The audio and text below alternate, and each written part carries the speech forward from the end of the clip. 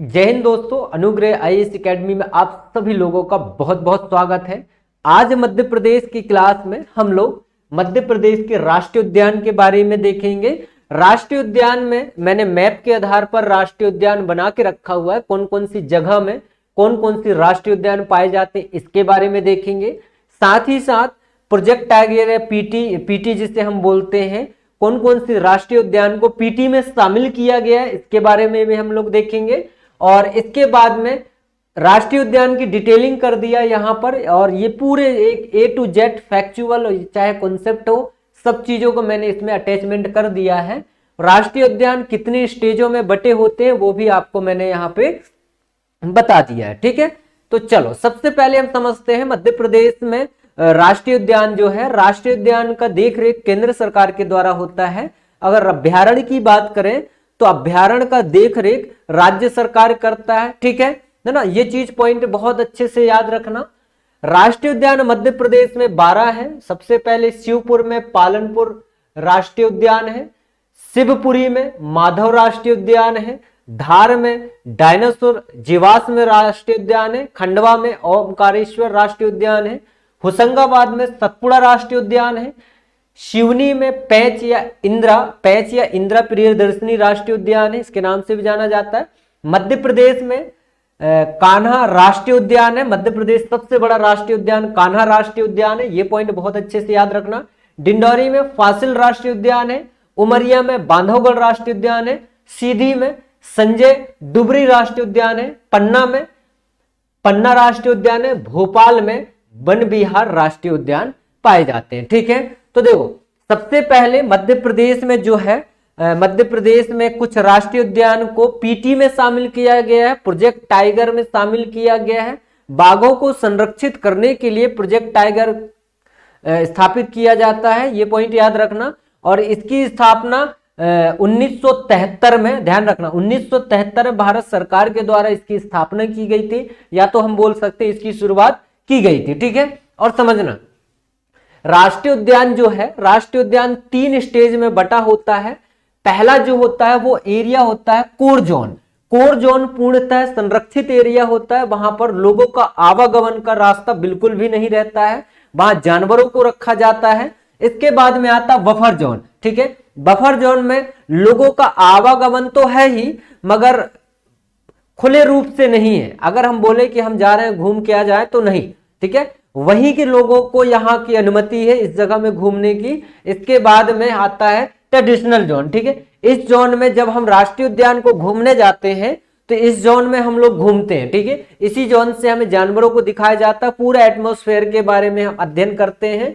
कौन सी जोन से? Traditional zone से। ठीक है, तो यहां तक बहुत अच्छे से समझ में आया होगा। मध्य प्रदेश में 12 राष्ट्रीय उद्यान है, जो सबसे बड़ा राष्ट्रीय उद्यान मंडला में है कान्हा राष्ट्रीय उद्यान है। कान्हा बहुत अच्छे से जानते हो, कान्हा किसली राष्ट्रीय उद्यान है, ये बहुत अच्छे से आप लोगों को पता है। प्रोजेक्ट टाइगर में कान्हा को 1993 पैंच में, बांधव को 1993, पन्ना में 1994, सतपुड़ा में 1999, संजय डुबरी में 2008 में।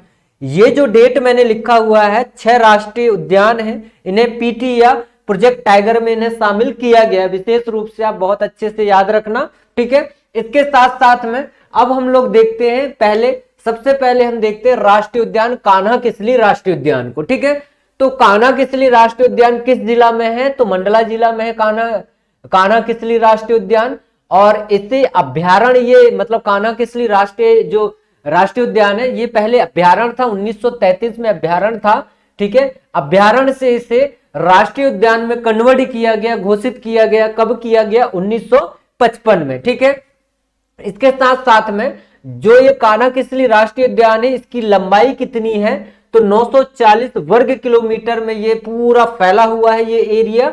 ठीक है, इस राष्ट्रीय उद्यान में 12 सिंगा पशु पाया जाता है, बैडरी प्रजाति का है, ये भी पॉइंट याद रखना।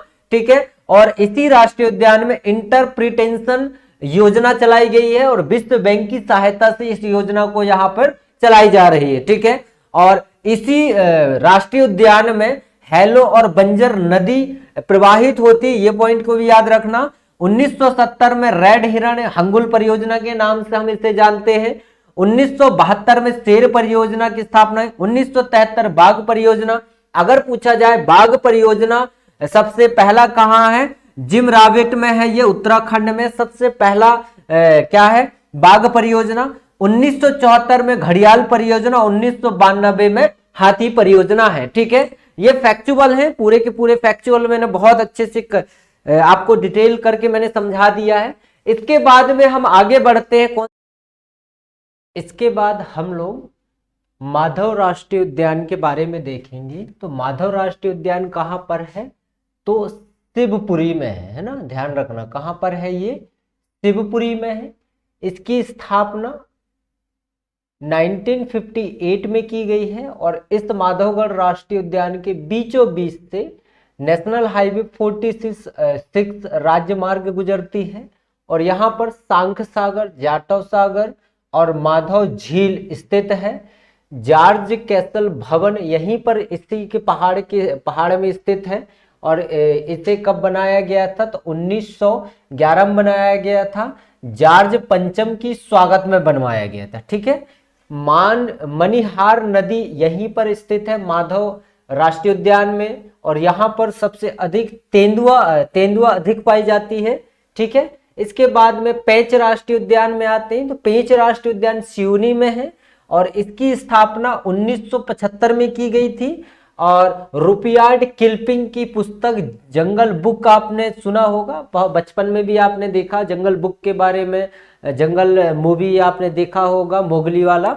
ठीक है, तो ये कहां पर है, सिवनी में है। ठीक है, मोगली आपने मूवी देखा होगा, मोगली लैंड के नाम से भी जाना जाता है इस राष्ट्रीय उद्यान को। ठीक है, पेंच और हिर्री नदी यहां पर स्थित है। इसका वर्णन अकबरनामा में मिलता है। ठीक है, जंगल बुक आपने मूवी देखा होगा या जंगल मूवी देखा, मोगली वाला है ना।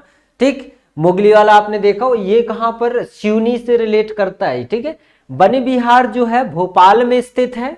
ठीक है, इसकी स्थापना 1979 में की गई थी और यहाँ पर जो सर्प है, सर्प उद्यान है यहाँ पर, ये भी पॉइंट याद रखना, और आधुनिक चिड़ियाघर है। ठीक है, और ये राष्ट्रीय उद्यान ISO 9001 पहला इसे दिया गया था पुरस्कार और 2008 में दिया गया था, ये भी पॉइंट याद रखना।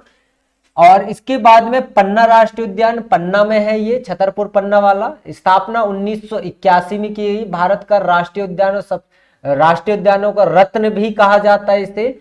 चिकारा अधिक यहाँ पर पाया जाता है। पांडव जलप्रपात यहाँ पर स्थित है। केन नदी यहीं पर स्थित है। ठीक है, रेप्टाइल्स पार्क भी यहीं पर स्थित है। जंगली भैंस यहाँ पर ज्यादा पाए जाते हैं। गिद्ध पुनर्वास केंद्र भी यहाँ पर स्थित है पन्ना में। ठीक है, इसके बाद में सतपुड़ा पचमढ़ी में है। सतपुड़ा पचमढ़ी होशंगाबाद में है। ठीक है, इसकी स्थापना 1981 में की गई थी। देनवा नदी पर स्थित है ये राष्ट्रीय उद्यान।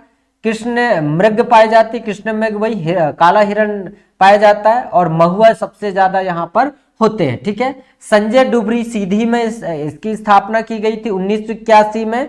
ठीक है, और छत्तीसगढ़ में इसे संजय डुबरी को गुरु घासी राष्ट्रीय उद्यान के नाम से जाना जाता है, ये लिखा हुआ है, और बनास नदी पर स्थित है और कन्हैया दाह जलप्रपात यहाँ पर स्थित है। ठीक है, चलो जीवाश्म राष्ट्रीय उद्यान डिंडौरी में स्थित है। इसकी स्थापना 1983 में की गई थी और मध्य प्रदेश का सबसे छोटा राष्ट्रीय उद्यान यही है और क्षेत्रफल की दृष्टि से अगर देखा जाए तो 0.27 वर्ग किलोमीटर इसका क्षेत्रफल है। भारत का सबसे छोटा राष्ट्रीय उद्यान इसी को माना गया है।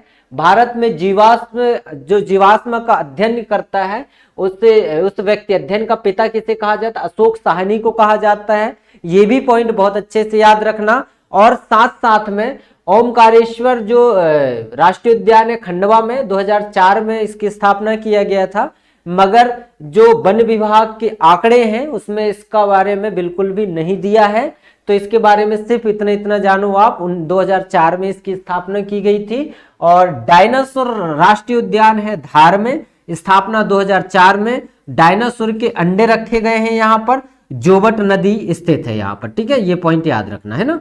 इसके बाद माधव राष्ट्रीय उद्यान उमरिया में स्थित है ना। माधव राष्ट्रीय उद्यान कहाँ पर, उमरिया में स्थित है और 1968 में इसकी स्थापना की गई थी। कब की गई थी, 1968 में इसकी स्थापना की गई थी। ये पॉइंट आप जरूर याद रखें। और साथ साथ में देखो, बांधव राष्ट्रीय उद्यान 32 पहाड़ियों से घिरा हुआ है। बाघों का अधिकतम या घनत्व पाया जाता, बाघ सबसे ज्यादा इसी राष्ट्रीय उद्यान में है। विष्णु की जो लेटी हुई प्रतिमा है यहीं पर रखा गया इसी राष्ट्रीय उद्यान में। चरणगंगा नदी भी यहीं पर स्थापित है। संस्कृत अभिलेख भी यहीं पर पाए जाते हैं। ठीक है, तो आशा करता हूं मध्य प्रदेश के राष्ट्रीय उद्यान बहुत अच्छे से आपको याद हो गए होंगे और मैप के आधारित मैंने आपको बताया है, तो एक बार उसे बहुत अच्छे से देख लेना, आपको पूरी चीजें याद हो जाएंगे। और पेन कॉपी रखना और पूरा लिखते चलना, एक भी चीजें मैंने नहीं छोड़ा है। ठीक है, अभी तक आपने चैनल को सब्सक्राइब नहीं किया है तो चैनल को आप जरूर सब्सक्राइब करें और लोगों को जरूर शेयर करें। ठीक है, और आगामी जितने भी एग्जाम आप देने वाले उन सभी के लिए आपको बहुत बहुत धन्यवाद कि आपने इस वीडियो के माध्यम से वहां तक आप पहुंच पा रहे हैं, मतलब आप अपनी जॉब को लगा पा रहे हैं। ठीक है, तो कल मिलते हैं एक और नए वीडियो के साथ। आज के लिए बहुत बहुत